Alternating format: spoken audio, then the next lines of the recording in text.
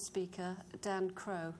Now, Sir Paul Smith, on our video at the very beginning this evening, mentioned some British guys who were working with Apple, and with Steve Jobs, and Dan is one of those. So he actually features in that video, which was great. He got his PhD in artificial intelligence from Leeds in 1995, which I think sounds fascinating. I've always wanted a robot to do my housework. He has an impressive pedigree.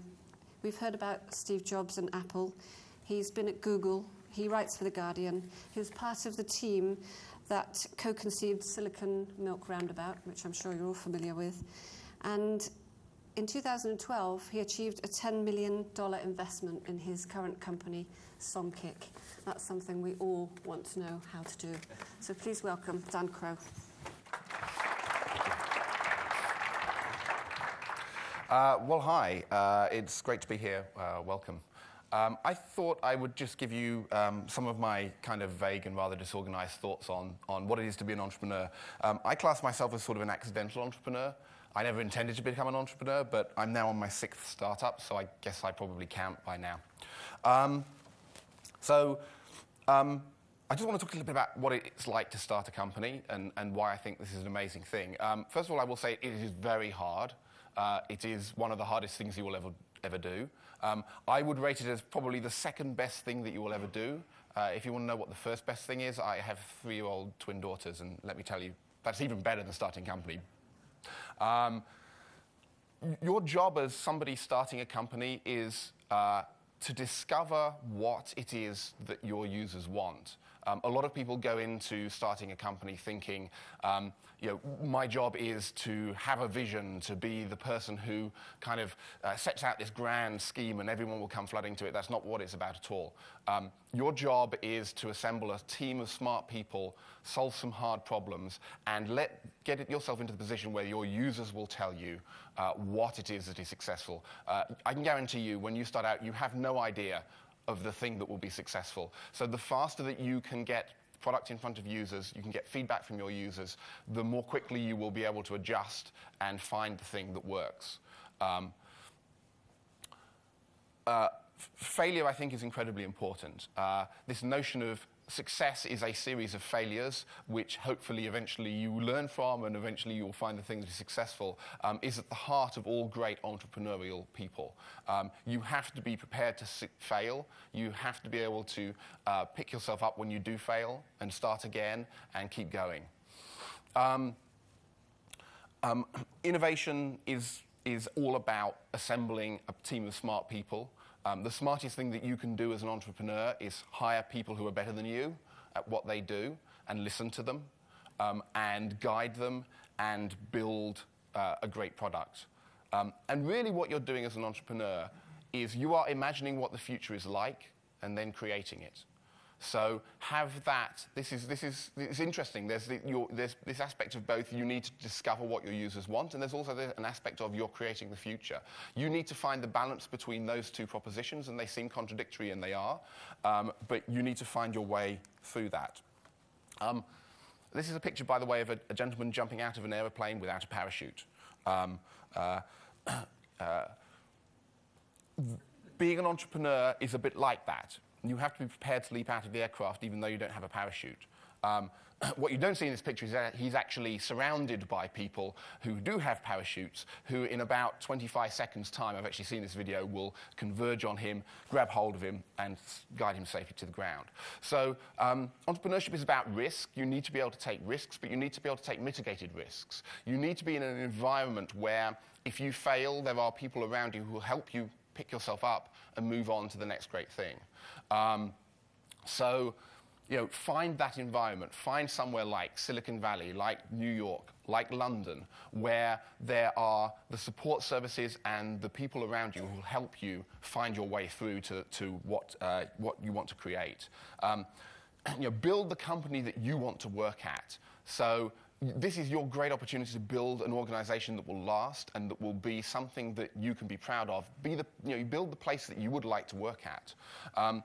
You have to be irrationally optimistic. All great entrepreneurs, from Steve Jobs on, are people who are irrationally optimistic about the world. They believe that they can change the world. No rational human being will actually go out and say, I'm going to create the next great industry. I'm going to create the product that millions of people will use. But you can. And if you believe in yourself and if you believe in your team, you'll actually achieve that. You need to be passionate. You need to have that. You need to be building something that you believe in so much that you will force it to happen. You will force it to become true in the world that this product exists. And one thing that I've learned is think global from day one. The great businesses are the ones that span the globe. So you need to be building that and have the mindset of building that from the very first day that you start building your company. So a little bit of practical advice. Focus on your product. It's your product that will represent you in the world and that will change the world. So figure out what your product is as quickly as you can. Ignore the things you can't control. Don't worry about your competitors. Don't worry about other people. Focus on what you can actually change, because that's the only leverage you have. The great leaders in the world will make you achieve things that you don't believe were possible. And this is something I learned working with Steve Jobs, is he will make you build things that you did not believe you were capable of building. And that's what the great leaders do, is bring out the absolute best in their people. So you need to aspire to be that person. Failure is inevitable. It's going to happen. You will fail multiple times. Just find the way to drive through that, and that's how you will get to success. And be brave. Be brave. The greatest common denominator of all great entrepreneurs is that they are people who are brave, who are prepared to take risks, who are prepared to do things that everyone else tells them is stupid, impossible, and nevertheless they have the courage to go ahead and do those things. So I want to end with why I think London is right now probably the best place on the planet to be building an innovative entrepreneurial business.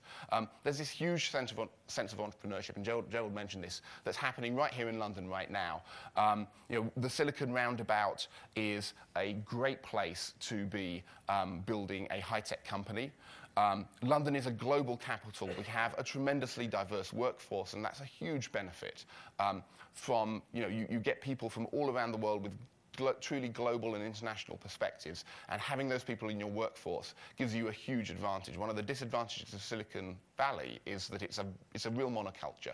It's a place where everybody is the same. Everyone is under 30.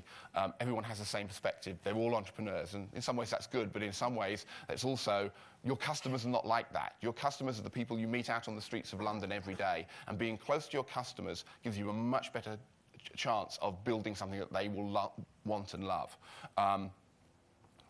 And the other great thing I think about Silicon Roundabout is that most of the people building companies here are first-time entrepreneurs. So there's this tremendous sense of collaboration. Everyone works together in order to make everyone better at building companies. And that's a tremendously exciting time. Silicon Roundabout, I think, is a great example of this, where we, as the startup community, decided that in order to attract people away from large organizations like certain financial institutions we won't mention, that in order to find those people, we needed to come together as a group, and together we could have a big enough presence.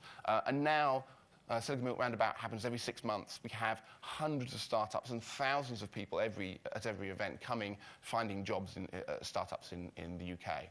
And that sense of together we can do this is a great benefit.